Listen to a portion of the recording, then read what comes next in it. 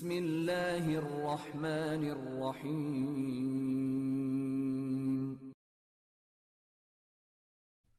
پھر شیطان نے ان دونوں کو پھسلایا تاکہ ان کی شرمگاہوں میں سے جو کچھ پہلے ان سے چھپا ہوا تھا وہ ظاہر کر دے۔ اس نے کہا، تمہارے رب نے تمہیں اس درخت سے منع نہیں کیا سوائے اس کے تم فرشتے بن جاؤ یا ہمیشہ رہنے والوں میں سے ہو جاؤ۔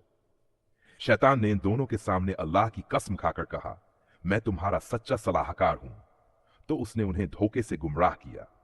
پھر جب انہوں نے اس درخت کا سواد چکھا تو جو کچھ ان کی شرمگاہوں سے چھپا تھا وہ ان پر ظاہر ہو گیا اور وہ اپنے اوپر جنت کے پتے چپکانے لگے۔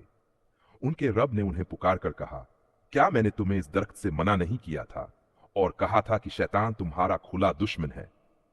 انہوں نے کہا، اے ہمارے رب، ہم نے اپنے اوپر ظلم کیا ہے۔ اگر تو ہمیں معاف نہ کرے اور ہم پر رحم نہ کرے تو ہم یقیناً گھاٹے میں رہنے والوں میں سے ہو جائیں گے۔ اللہ تعالیٰ نے فرمایا، تم میں سے ایک دوسرے کے دشمن یعنی آدم، ہوا اور شیطان وغیرہ پر اتر جاؤ۔ زمین پر ایک وقت کے لیے تمہارے لیے ٹھہرنے اور آرام کرنے کا سامان ہوگا۔ آپ صلی اللہ علیہ وسلم نے فرمایا، تم یہی زندہ رہو گے اور یہی مرو گے اور یہیں سے تمہیں نکالا جائے گا۔ ہم سوچتے ہیں کہ جب اللہ تعالیٰ نے آدم کو پیدا کرنے کا فیصلہ کیا، اس نے اپنے فرشتوں سے بات کی اور ان سے کہا کہ وہ اس کے آگے سجدہ کریں۔ اس کا مطلب یہ نہیں تھا کہ وہ ان کی رائے پوچھ رہے تھے یا ان کا مشورہ لے رہے تھے، کیونکہ وہ اس سے بالاتر ہے۔ اللہ تعالیٰ نے انہیں بتایا کہ وہ زمین پر ایک نائب پیدا کرنے والا ہے جس کے بچے اور پوتے ہوں گے جو زمین میں فساد مچائیں گے اور ایک دوسرے کا خون بہائیں گے۔ اس لیے فرشتوں نے اللہ تعالیٰ سے کہا، کیا آپ اس میں ان لوگوں کو جگہ دیں گے جو اس میں فساد کریں گے اور خون بہائیں گے؟ آدم کی تخلیق سے پہلے فرشتوں کے بارے میں پرانی روایتیں ہیں۔ ابن قتادہ کہتے ہیں کہ فرشتوں کو آدم کی تخلیق اور ان کی ولادت کی خبر آدم سے پہلے رہنے والے جنوں نے دی تھی۔ عبداللہ ابن عمر نے کہا کہ جنات آدم علیہ السلام سے لگ بھگ 2000 سال پہلے تک موجود تھے اور ان سے خون بہایا تھا، اس لیے اللہ تعالیٰ نے ان کے اوپر فرشتوں کا ایک لشکر بھیجا جس نے انہیں سمندر کی گہرائیوں تک نکال دیا۔ ابن ابی حاتم نے علی جعفر البکر سے روایت کی کہ فرشتوں کو خبر دی گئی کہ انسان زمین میں فساد کرے گا اور خون بہائے گا۔ یہ بھی کہا گیا کہ وہ جانتے تھے کہ زمین پر کوئی بھی ایسا نہیں ہوگا جو شرر نہ ہو اور خون نہ بہائے۔ یہ روایتیں صحیح ہیں یا نہیں؟ فرشتوں نے سمجھ لیا کہ اللہ زمین پر ایک وکیل پیدا کرے گا۔ اللہ تعالیٰ نے اعلان کیا کہ وہ مٹی سے ایک انسان پیدا کرنے والا ہے، اسے ڈال کر اس میں اپنی روح پھونک دے گا اور پھر فرشتے اس کے آگے سجدہ کریں گے۔ رسول اللہ صلی اللہ علیہ وسلم نے فرمایا، اللہ تعالیٰ نے آدم علیہ السلام کو مختلف زمینوں کی مٹھی بھر مٹی سے پیدا کیا، اس لیے بنی آدم زمین کی ساخت کے مطابق پیدا کیے گئے۔ اسی لیے انسانوں میں سفید، سرخ، سیاہ اور زرد لوگ ہیں۔ ان میں اچھائی اور برائی، نرمی اور سختی، آسانی اور غم سب موجود ہیں، اور وہ سب کچھ بھی جو ان کے درمیان آتا ہے۔ ابن مسعود اور رسول اللہ صلی اللہ علیہ وسلم کے دوسرے صحابہ نے کہا کہ اللہ تعالیٰ نے جبرائیل علیہ السلام کو زمین پر بھیجا کہ وہ زمین سے مٹی لے آئے۔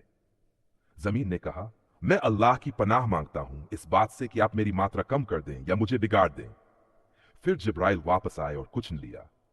انہوں نے کہا، اے میرے رب، زمین نے تجھ سے پناہ مانگی اور اس نے پناہ دی۔ پھر اللہ تعالیٰ نے میکائیل کو اسی مقصد کے لیے بھیجا اور زمین نے اللہ سے پناہ مانگی اور وہ عطا ہو گئی۔ پھر آپ صلی اللہ علیہ وسلم واپس گئے اور اللہ سے وہی کہا جو جبرائیل نے پہلے کہا تھا۔ پھر اللہ تعالیٰ نے موت کے فرشتے کو بھیجا۔ زمین نے اللہ سے پناہ مانگی۔ فرشتے نے کہا، میں بھی اللہ کی پناہ مانگتا ہوں کہ اس کے حکم کی تعمیل کیے بنا واپس لوٹوں۔ پھر اس نے زمین سے مٹی لے لی اور اسے ملا دیا۔ اس نے کسی ایک جگہ سے نہیں لیا بلکہ الگ الگ جگہوں سے سفید، لال اور کالی مٹی لی۔ اس کے ساتھ موت کا فرشتہ چڑھ گیا۔ اللہ تعالیٰ نے مٹی کو بھگو دیا یہاں تک کہ وہ چپک گئی۔ پھر اللہ تعالیٰ نے فرشتوں سے فرمایا، بے شک میں مٹی سے انسان کو پیدا کرنے والا ہوں۔ پھر جب میں نے اسے بنا لیا اور اس میں اپنی روح پھونک دی تو تم اس کے آگے سجدہ کرو۔ پھر اللہ تعالیٰ نے آدم کو انسان بنایا، لیکن وہ 40 سال تک مٹی کا پتلا رہا۔ فرشتے اس کے پاس سے گزرے، انہوں نے جو کچھ دیکھا اس سے وہ ڈر گئے اور ابلیس کو سب سے زیادہ ڈر محسوس ہوا۔ وہ آدم علیہ السلام کی شکل کے پاس سے گزرتا تھا، اسے جھاڑتا تھا جس سے مٹی کے برتن جیسی آواز آتی تھی۔ اللہ تعالیٰ نے ہمیں بتایا، اس نے انسان آدم کو مٹی کے برتنوں کی طرح आवाज देने वाली मिट्टी से पैदा किया। जब अल्लाह के हुक्म के मुताबिक आदम में रूह फूंकने का वक्त करीब आया तो उसने फरिश्तों को हुक्म दिया कि जब मैं इसमें अपनी रूह फूंक दूं तो उसके आगे सजदा करो। अल्लाह ताला ने आदम में रूह फूंक दी और जब उसके सिर पर पहुंची तो आदम को छींक आ गई।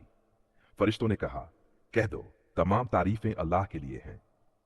आदम ने दोहराया, तमाम तारीफें अल्लाह के लिए हैं। अल्लाह ताला ने उससे कहा, तुम्हारे रब ने तुम पर रहम किया है। जब रूह उसकी आंखों तक पहुंची तो आदम ने जन्नत के फलों की तरफ देखा।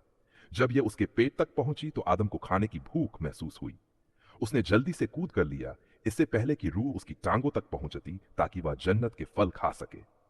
फिर अल्लाह ताला ने फरमाया, इंसान जल्दबाजी से पैदा हुआ है।